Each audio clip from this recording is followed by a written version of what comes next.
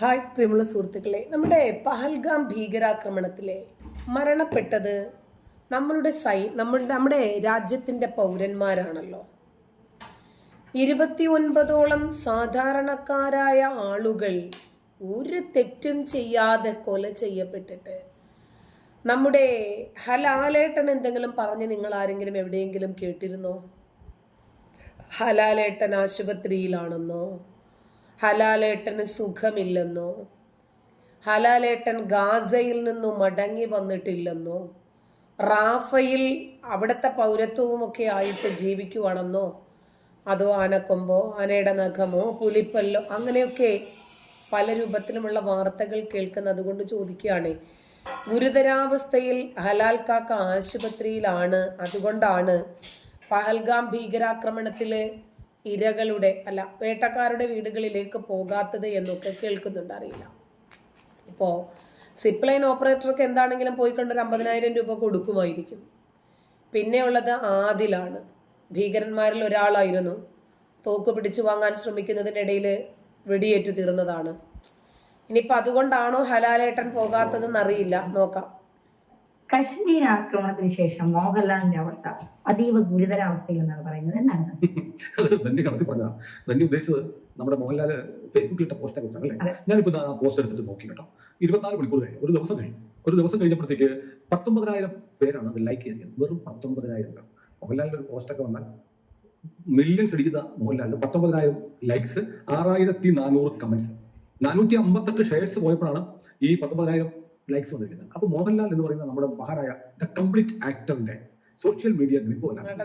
അതാണ് ഒന്നാമത്തെ കാര്യം. രണ്ടാമത്തെ കാര്യം, എനിക്ക് സത്യത്തിൽ മോഹൻലാലിനോട് ഭയങ്കര സഹാനുഭൂതി തോന്നി. കാരണം എങ്ങനെ ഇരുന്ന ഒരു മനുഷ്യനാണ്. മുമ്പൊരിക്കൽ നമ്മൾ ഒരു ടോപ്പിക് പറഞ്ഞതുപോലെ ചെങ്കോലവും കിരീടവും പ്രതകളയും നഷ്ടമായി അവസാനം മാപ്പ് പറഞ്ഞു നമ്മൾ വീഡിയോ ചെയ്തായിരുന്നു. ആ അവസ്ഥയിൽ തന്നെ നിൽക്കുകയാണ് മോഹൻലാൽ. കാരണം അദ്ദേഹത്തിന്റെ 6,400 കമന്റ്സ് വന്നു. 6,400 ഞാൻ വായിച്ചില്ല കേട്ടോ, നമുക്ക് വേറെ പണിയിട്ടില്ല. അപ്പൊ അതുകൊണ്ട് ഞാൻ എന്തായാലും ഒരു 10-500 കമന്റ്സ് ഓടിച്ച് സ്ക്രോൾ ചെയ്ത് നോക്കി. എല്ലാം 99.9% കമന്റും മോഹൻലാലിനെ അതിനിശ്ചിതമായി വിമർശിക്കുന്നു മാത്രമല്ല, ഇന്നലെ വരെ ലാലേട്ട എന്ന് വിളിച്ചോ ഇപ്പോൾ ഹലാലേട്ടൻ എന്നാണ് വിളിക്കുന്നത്. ഒരാളെ അധിക്ഷേപിക്കുന്ന ലെവലിലേക്ക് പോയിട്ടു. പിന്നെ നാട്ടിലുള്ള തെറിവാചകങ്ങൾ, രാജ്യദ്രോഹി എന്നൊക്കെ പറഞ്ഞുള്ള കമന്റ്സ്. അപ്പൊ ഞാൻ അതിൽ നമുക്ക് തോന്നുന്നത് ഏതാനും കമന്റ്സുകൾ ഒന്ന് വായിക്കാം. ഒന്ന്, രഞ്ജിത്ത് AK, എനിക്കറിയില്ല, ഈ ബികോം ഡിഗ്രി കഴിഞ്ഞവർ ഇരിക്കുന്നു. അദ്ദേഹത്തിന്റെ ഈ കമന്റിന് മാത്രം 1,200 ലൈക്സ് ഉണ്ട്. അദ്ദേഹത്തിന്റെ കമന്റ്സ് മോഹൻലാലിന് 19,000 കിട്ടിയപ്പോൾ 2 വരിയുള്ള ഒരു കമന്റ് ഇട്ട ഒരാൾക്ക് കിട്ടിയത് 1,200 ലൈക്സ് ആണ്. ഈ സംഭവത്തിൽ ഇന്ന് നടന്ന കാര്യങ്ങൾ വെട്ടിമാറ്റി നാളെ നടക്കാൻ പോകുന്നത് മാത്രം ഒരു സിനിമയായി കാണിച്ചാൽ എങ്ങനെയിരിക്കും? ഇനി സുജാ പവിത്രൻ എന്ന് പറയുന്ന ഒരു ആളുടെ കമന്റ് എന്റെ FB സുഹൃത്താണ് സുജാ പവിത്രൻ. എമ്പുരാൻ 3 എടുക്കുമ്പോൾ കുറച്ചും കൂടി വെളുപ്പിക്കണം അൽഖ്വയ്ദയെ. ശരിയാണ്, അൽഖ്വയ്ദയെ വെളുപ്പിക്കുന്ന ഒരു സിനിമയാണ്. ശരിയാണ്. എമ്പുരാൻ 3 എടുക്കുമ്പോൾ പഹൽഗാം ഭീകരാക്രമണത്തെ കുറിച്ച് നന്നായി ഒന്ന് പഠിച്ച് ഗോദ്ര കലാപത്തിൽ കലക്കി വെളുപ്പിച്ചതുപോലെ ആ 8 പേരെ ധീര ജവാന്മാരായിട്ടൊന്ന് ചിത്രീകരിച്ചേക്കണം. സിപ്ലൈൻ ഓപ്പറേറ്റർക്ക് വേണമെങ്കിൽ ഒരു അവാർഡൊക്കെ അങ്ങോട്ട് കൊടുത്തോ. തോക്ക് പിടിച്ചു വാങ്ങി വീരമൃത്യു വരിച്ച ആദിൽ എന്ന കൊടും ഭീകരനെ വേണമെങ്കിൽ പാകിസ്ഥാന്റെ പ്രധാനമന്ത്രി പദത്തിലൊക്കെ അങ്ങോട്ട് കയറ്റി ഇരുത്തിക്കോ, കുഴപ്പമില്ലെന്നേ. അൽഖ്വയ്ദയിൽ ട്രെയിനിങ് കിട്ടിയ രാജപ്പൻ ഇവിടെയുള്ള ഗുജറാത്ത് കലാപത്തിന് കാരണക്കാരായ ഹിന്ദുക്കളെ കൊല്ലാൻ വരുന്നതാണല്ലോ കഥ.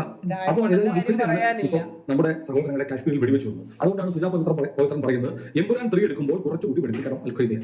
അതാണ് പടം 3G ആയത്. മണിക്കൂർ 5-6 കഴിഞ്ഞു സംഭവം നടന്നിട്ട്. അപലപിക്കുന്നത് പൾസ് നോക്കി ആരെയോ പേടിച്ച് കഷ്ടം തന്നെ ഹലാലേട്ടാ. അതായത് ഈ സംഭവം നടന്ന് 6-7 മണിക്കൂറുകൾ കഴിഞ്ഞിട്ടാണ് മോഹൻലാൽ ഒരു കമന്റ് വരുന്നത്. ആ കമന്റിനെ കുറിച്ച് പറയാം. കമന്റ് മുഴുവൻ വായിക്കണ്ട, എന്നാലും കമന്റിനെ കുറിച്ച് പറയാം. അപ്പൊ ഒരു സംഭവം ഉണ്ടായാൽ നേരത്തെയൊക്കെ തത്സമയം പ്രതികരിക്കുന്ന ആളാണ് നമ്മുടെ സിനിമാക്കാരൊക്കെ. അതായത് സിനിമക്കാരൊക്കെ പ്രതികരിക്കും. എങ്ങനെയാണെങ്കിൽ ഇസ്രയേലിനെതിരെയാണെങ്കിൽ പ്രതികരിക്കും, റാഫയുടെ കൂടെ പോകും, ഗാസയുടെ കൂടെ പോകും. ബംഗ്ലാദേശിലാണെങ്കിൽ മിണ്ടത്തില്ല. നാഗ്പൂരിൽ നടന്നല്ലോ, മിണ്ടത്തില്ല. ഷാഹി ജുമാ മസ്ജിദിൽ നടന്നല്ലോ, മിണ്ടത്തില്ല.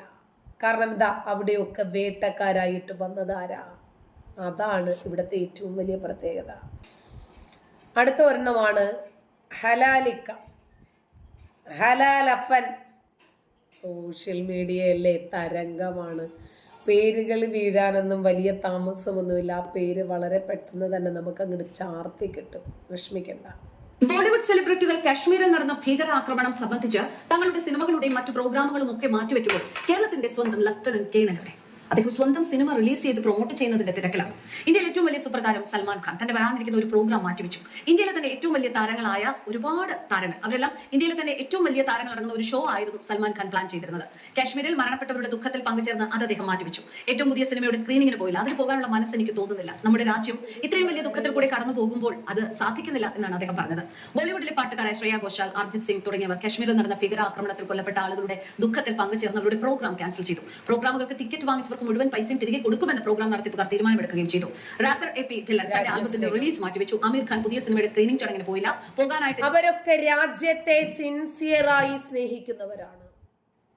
രാജ്യത്തെ ഏതൊരു പൗരനും ഉണ്ടാകുന്ന ഏതു വേദനയിലും അവർ പങ്കുചേരുന്നവരാണ്. ബിസിനസ്, ലാഭം, പോപ്പുലാരിറ്റി, പദവികൾ, സ്ഥാനമാനങ്ങൾ ഇതൊന്നുമല്ല അവരെ കൺട്രോൾ ചെയ്യുന്നത്. അതുകൊണ്ടാണ് അവർക്കതിന് കഴിഞ്ഞത്. എനിക്ക് പറ്റുന്നില്ല, രാജ്യം ഇത്രയും വലിയ ദുഃഖത്തിൽ കൂടി കടന്നു പോകുമ്പോൾ എന്നാണ് അദ്ദേഹം പറഞ്ഞത്.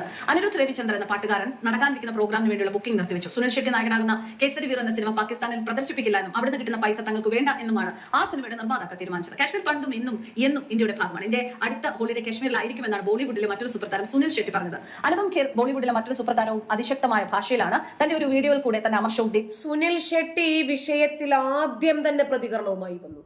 അദ്ദേഹം പറഞ്ഞു, ഭീകരവാദികൾ എന്താ വിചാരിക്കുന്നത്?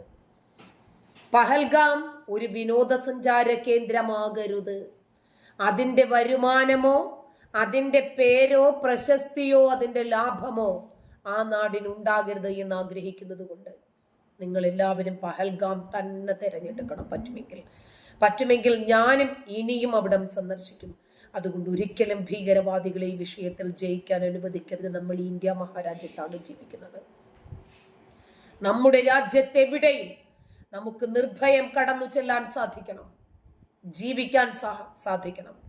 എവിടെ വേണമെങ്കിലും ഭൂമി വാങ്ങാനും ഈ രാജ്യത്തിനകത്തുള്ളത് മുഴുവനും കാണാനും ആസ്വദിക്കാനും നമുക്ക് കൂടിയുള്ളതാണ്.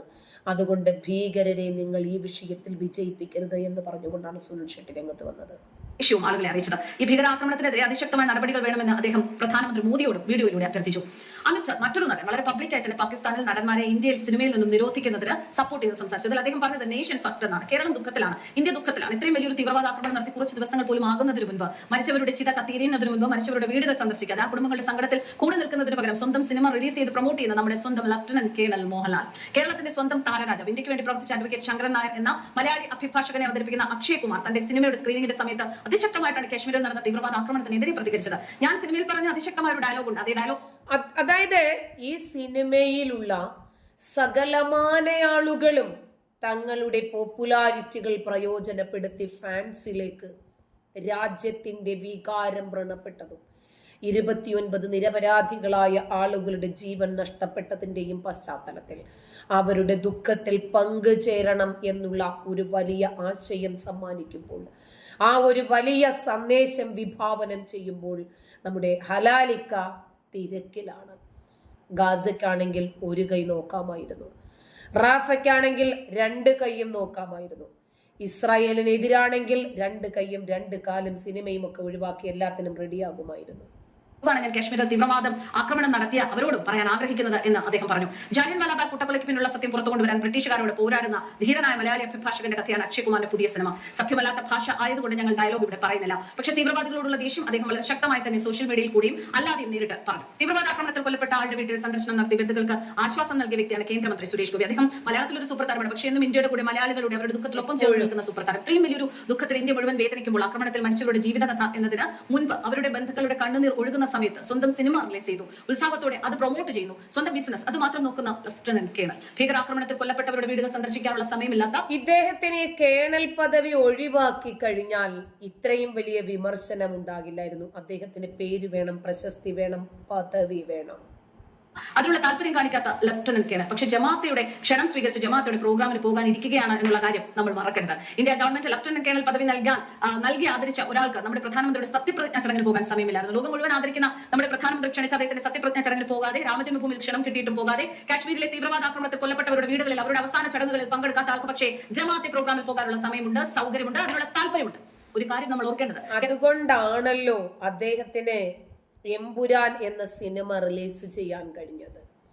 വിദേശത്ത് നിന്ന് കോടിക്കണക്കിന് പണം ഒഴുകിയത് പണത്തിനു മീതെ ഒരു മോദിയും പറക്കില്ല എന്ന വലിയ സന്ദേശം അദ്ദേഹത്തിന് കാഴ്ചവെക്കാൻ കഴിഞ്ഞത്.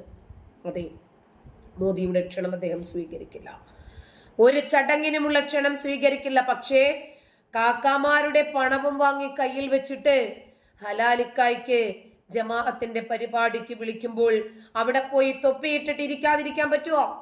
അവിടെ പോയിട്ട് നോമ്പുതുറ സൽക്കാരത്തിൽ പങ്കെടുക്കാതിരിക്കാൻ പറ്റുമോ? അവരുടെ കാര്യം കഴിയുമ്പോൾ നമ്മുടെ അജിത്തണ്ണനെ എടുത്ത് വെളിയിലിട്ടതുപോലെ അവർ തന്നെ എടുത്ത് പുറത്തിടുന്നത് നമുക്ക് തന്നെ കാണാം. നന്ദി.